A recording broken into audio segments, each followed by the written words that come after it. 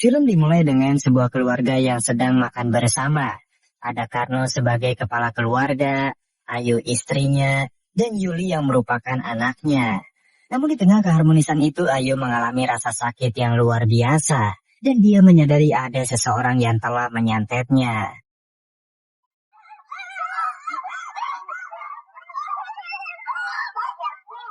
Melihat hal itu, Karno langsung membawa anaknya ke dalam kamar, sedangkan dia sendiri akan menghadapi istrinya.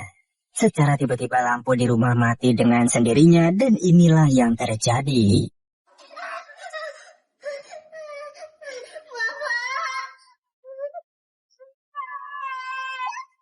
Para polisi yang mendapat laporan segera datang ke TKP kejadian dan membangunkan Yuli yang pingsan di dalam kamar, di mana mereka sangat terkejut begitu melihat orang tua Yuli telah meninggal dunia dengan cara yang mengerikan. Tak lama datang seorang wanita bernama Ambar yang mengaku sebagai istri dari Karno. Alih-alih perhatian kepada Yuli, dia justru sangat marah dan menghinanya sebagai anak selingkuhan.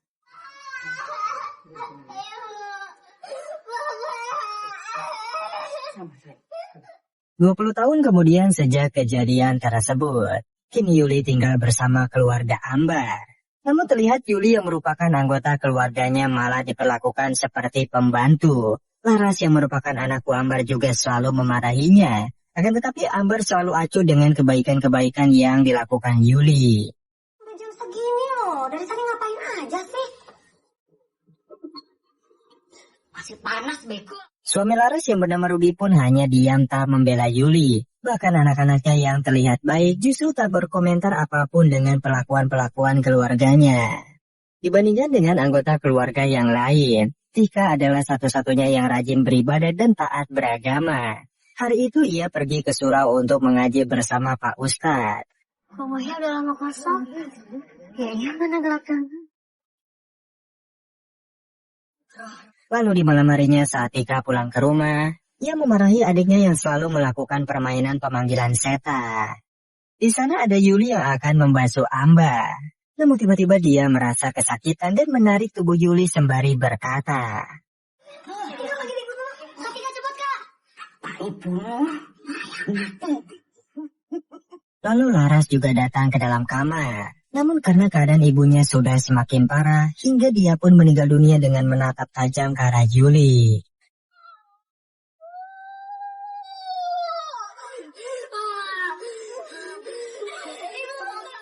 Keesokan harinya acara pemakaman Ambar akan dilaksanakan. Seperti biasa Yuli diperlakukan seperti pembantu. Dia yang harus mondar-mandir mengurusi semua keperluan rumah.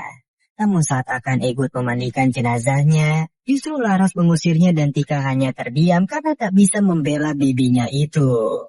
Kamu ngapain di sini? Sana keluar. Lalu setelah dimandikan, Pak Ustadz menyuruh anggota keluarganya untuk mencium almarhumah.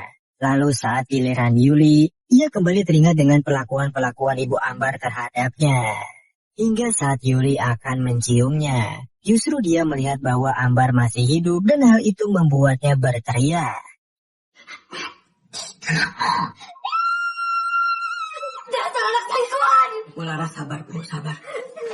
Astagfirullahaladzim.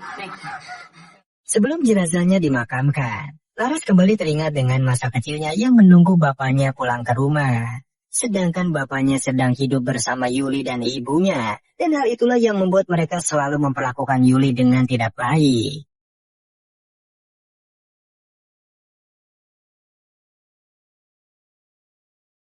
Isu bahwa Yuli adalah anak selingkuhan sudah menyebar ke penduduk desa, dan dia pun mulai mendapat perlakuan-perlakuan tidak enak dari ibu-ibu tetangga. Bahkan saat kerja di toko pun, Yuli tetap mendapatkan perlakuan kasar dari Laras. Biar semua orang tahu dia siapa. Udah. Jangan mentang-mentang sekarang ibu udah gak ada tuh kamu berani sama saya pulang kayak awalnya. Ternyata tidak hanya Yuli, Rudy pun yang merupakan suaminya kerap kali mendapatkan perlakuan kasar dari istrinya itu. Dia mengaku tak berani melawan karena selama ini telah numpang hidup pada istrinya. Di sisi lain ada pria baik bernama Yono. Dia adalah satu-satunya teman yang dimiliki Yuli. Hari itu Yuli meminta tolong kepadanya untuk mengantar ke sebuah tempat, di mana ternyata Yuli mendatangi seorang dukun yang ia kenal, berniat mencari pertolongan untuk menghabisi keluarga Bu Ambar. Saya ingin keluarga ini hancur. seperti mereka menghancurkan hidup saya. Kamu sudah siap dengan resikonya. Dan ternyata kematian Bu Ambar disebabkan santet yang dikirim oleh Yuli. Hari itu dia melakukan perjanjian dengan iblis untuk membantunya menghabisi keluarga Ambar. Namun kali ini santet yang akan dilakukan memiliki resiko yang sangat berbahaya. Karena jika gagal akan berbalik ke tubuh Yuli. Syarat yang harus dilakukan adalah menggunakan mayat yang baru saja dikubur sebelum 40 hari. Dan akan lebih baik jika mayat itu adalah anggota keluarga. Santet itu sangat berbahaya dan mematikan. Dan proses perjanjian pun dilakukan. Malam harinya Yuli bersama Yono menggali kuburan almarhumah Bu Ambar. Mereka kemudian membawa mayat itu ke hadapan Mbak Setio dan ritual selanjutnya pun dimulai. Untuk melakukan santetnya Yuli harus menulis setiap nama calon korban. Lalu mati dalam keadaan apa dan tulisan itu dimasukkan ke dalam tubuh mayat. Hal itu harus Yuli lakukan sebelum mayatnya membusuk. Untuk mendukung agar rencana ini berjalan dengan lancar, ia harus memastikan bahwa calon korban adalah orang yang ingkar beragama karena setan sangat menyukai hal itu.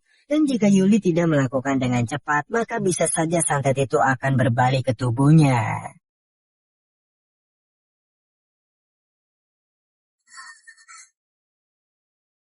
Sementara itu di rumah, Tika yang sedang melaksanakan sholat tiba-tiba merasakan ada sesuatu yang mengganggunya. Lalu tak lama datang bola api yang membuat kaca kamarnya pecah, disertai ulat hitam dan foto keluarganya yang jatuh.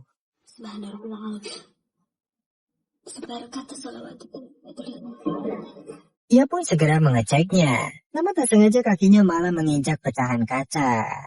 Setelah itu Tika mendengar panggilan dari kamar neneknya, dan saat ingin mengeceknya, inilah yang terjadi.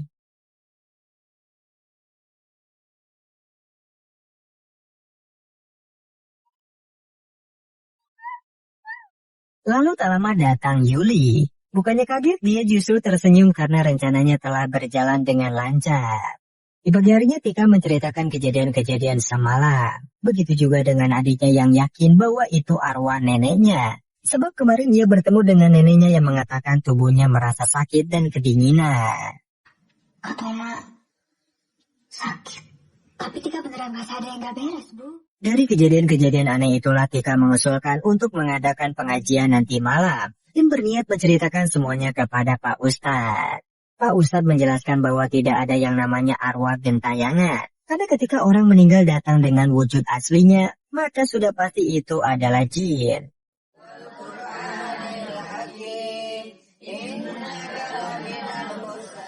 Singkat cerita, acara pengajian pun dilaksanakan. Namun di tengah-tengah pengajian itu tiba-tiba Tika mengalami ilusi. Seakan-akan ia masuk ke dalam dunia lain dan melihat seluruh keluarganya berteriak kesakitan.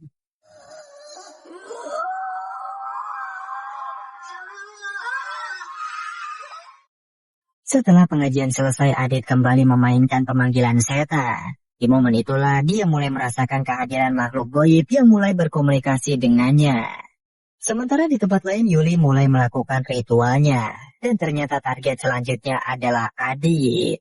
Sembari membaca mantra, ia melakukan proses santet itu.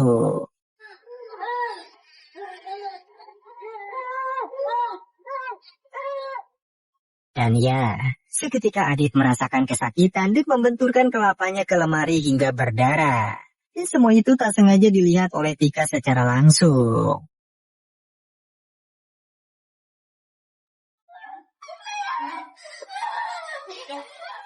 Setelah acara pemakaman, Yono curiga bahwa kematian Adit ada kaitannya dengan ritual yang dilakukan oleh Yuli. Tujuan awalnya ia membantu hanya karena kasihan melihatnya selama ini selalu dizolimi, bukan untuk balas dendam kepada mereka. Mendengar hal itu Yuli menjelaskan kematian itu memang akibat ritual yang dia lakukan. Dan balasan yang mereka terima sekarang itu karma. Singkat cerita Tika kembali mendatangi Pak Ustadz untuk meminta pertolongan. Ia merasa ada yang berusaha mengancam keselamatan keluarganya. Pak Ustadz lalu menceritakan kisah Rasulullah yang juga pernah disihir oleh seorang wanita. Lalu turunlah surat Anas dan Al-Falaq, sehingga saat dibacakan tali-tali boli itu terputus satu persatu. Lalu Pak Ustadz memerintahkan Tika untuk sholat tahajud nanti malam, meminta ampun kepada Allah. Lindungilah kedua orang tua hamba. Di pagi harinya terjadi cekcok antara Laras dan suaminya. Rudy merasa tidak pantas jika harus langsung membuka toko karena saat ini mereka sedang berduka. Sedangkan dari kejauhan Julie hanya tersenyum tipis menyaksikan keributan tersebut. Bukan di situ ini tempatnya. Kamu udah dua-duanya nggak pinter-pinter. Dibilangin ya kalau mau naruh sesuatu itu hati-hati, Arudi. Ini kan jadinya Kemudian saat di toko, Laras kembali memaki-maki suaminya yang tak sengaja memecahkan barang dagangan. Lalu Julie datang membantu Rudy sehingga tumbuh benih-benih cinta di antara mereka. Lalu Julie sengaja memecahkan dagangan lagi untuk memancing keributan di antara mereka. Dan rencana itu berhasil membuat Rudy meluapkan seluruh emosinya. dari dulu kerjaannya cuma bisa nyusahin hidup saya aja. Udah, kalian jadiin dia kayak pembantu. Padahal dia teh keluarga kamu kan? Dia bukan keluarga aku. Lalu Yuli menyusul Rudy ke rumah. Dan di momen itu dia berusaha menggodanya sehingga inilah yang terjadi di antara mereka berdua. Sabar ya, A.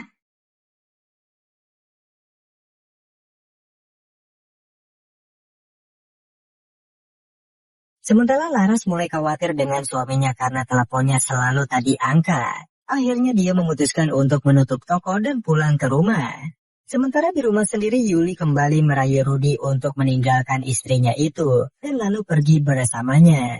Namun Rudy menolak dan malah menghinanya dengan mengatakan kalau Yuli itu sama dengan ibunya.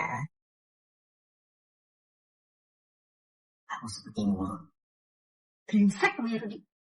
Sayangnya perbuatan mereka itu tak sengaja diketahui oleh Tika yang baru aja pulang sekolah. Rudy lalu memohon kepada anaknya itu untuk tidak mengatakan apapun kepada ibunya, karena ia sendiri yang akan menjelaskan semuanya. Di malam harinya Tika yang sedang sholat tahajud kembali mendapat gangguan jin yang mampu mengikuti bacaan sholatnya, sehingga membuatnya sangat ketakutan. Nah, ini. Lahul mulku walahul hamdu. Sementara itu Yuli pergi mengendap-endap untuk kembali melakukan ritualnya, di mana ternyata target selanjutnya adalah Rudy. Namun kali ini ritualnya itu terganggu, karena Pak Ustadz sedang membantu doa untuk melindungi keluarga Tika, membuat Yuli justru mendapatkan serangan balik.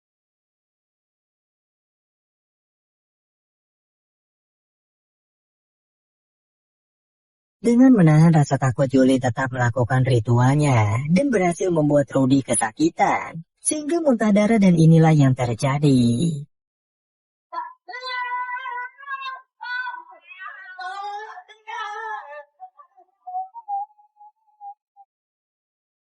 Saat melakukan sholat jenazah, Tika kembali masuk ke dunia lain. Dia merasa ada di sebuah pemakaman dan dikerubungi banyak serangga. Tika juga melihat seluruh jamaah menjadi setan.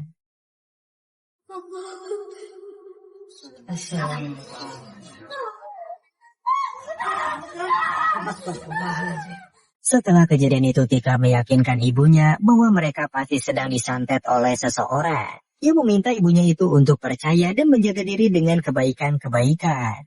Keesokan harinya Laras yang tengah bersedih malah menemukan jaket suaminya yang ada di kamar Yuli. Ia pun langsung menanyakan kepadanya dan kali ini Yuli semakin berani melawan Laras karena sudah lelah diperlakukan dengan kasar. Laras mulai curiga bahwa kematian-kematian anggota keluarganya disebabkan oleh Yuli. Karena hal itu, Laras mengusir Yuli dari rumah. Jangan-jangan kamu yang buat semua keluarga saya meninggal. Di malam harinya Yuli tak sengaja melihat Yono yang sedang berbincang dengan Tika. Ia lalu menghampirinya dan bertanya-tanya apakah dia membocorkan rahasia mereka berdua mengenai ritual-ritual yang telah dilakukan. Kemudian Yono mengatakan sudah tidak mau ikut-ikutan dengan apa yang dilakukan oleh Yuli. Sikap itu jelas membuat Yuli sangat marah dan menyimpan dendam kepada Yono, sehingga dia akan menjadi korban selanjutnya.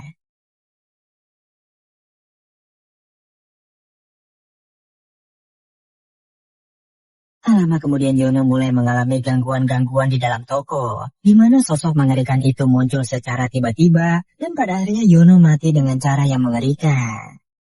Kakak, jangan bercanda.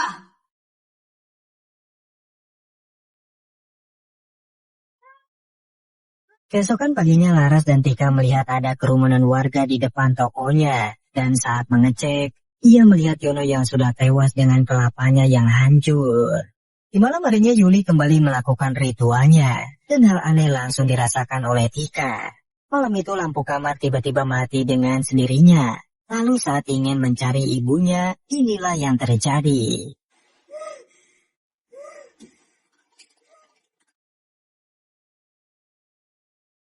Kemudian Tika membacakan ayat kursi. Namun sosok yang merasuki ibunya itu justru bisa mengikuti bacaan tersebut yang membuatnya malah semakin ketakutan.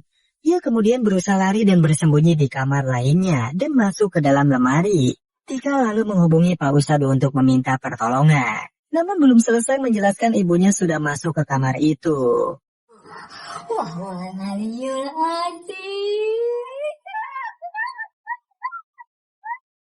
Beruntung Pak Ustadz datang menolong Tika.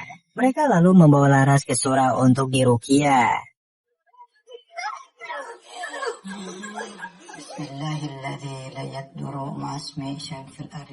Dalam perjalanan Tika curiga dengan rumah kosong yang ada di sekitar kampung itu. Ia segera mengeceknya dan melihat ada mayat neneknya yang sedang dipakai untuk sebuah ritual santet. Yuli lalu mengatakan yang sebenarnya bahwa dialah yang menyebabkan semua kejadian sebelumnya. Mendengar hal itu, Tika sangat terkejut karena dia dengan tega menghabisi semua keluarganya. Ambil rumah saya, orang tua saya, hidup saya hancur. Namun dengan tegas Yuli menjawab bahwa mereka bukanlah keluarganya karena selama ini diperlakukan layaknya pembantu. Dan justru Bu Ambarlah yang telah menyantet kedua orang tuanya lebih dulu. Yuli menjadi semakin marah saat Tika membahas kekeluargaan. Karena selama ini saat semua keluarga menyiksanya, justru Tika hanya diam tak membela bibinya itu.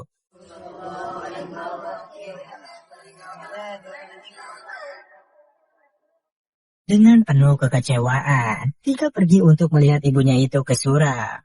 Di sisi lain para warga dan Pak Ustadz sudah mulai meruqyah. Akan tetapi sosok yang berada di tubuh Laras masih mampu melawan semua bacaan-bacaan Pak Ustadz. Hingga pada akhirnya dia pun mulai merasakan kesakitan.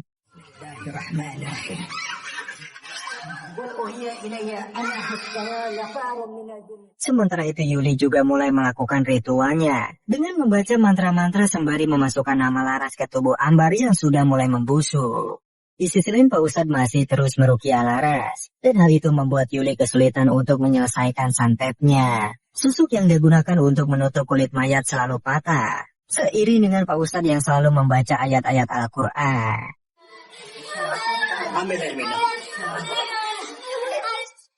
Dan terjadilah serangan balik, membuat Yuli merasa kesakitan dan muntah darah dengan isi-isi tulang media santetnya.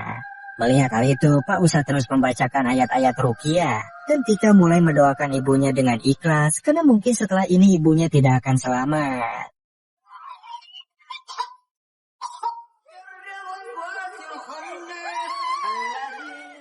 Sedangkan Yuli mulai menyakiti dirinya sendiri. Ia lalu masuk ke sebuah dimensi dan diserang oleh para korban-korbannya sehingga ia pun mati mengenaskan.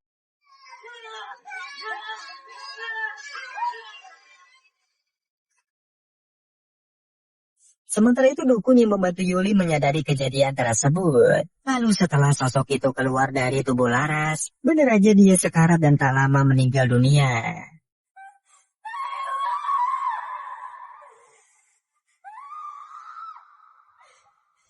Singkat cerita, ibunya dimakamkan berdekatan dengan yang lain, termasuk Yuli yang merupakan keluarganya.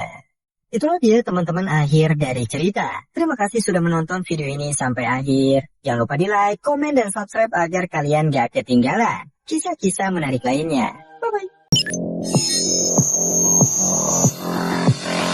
Jangan lupa like, comment, and subscribe. Terima kasih.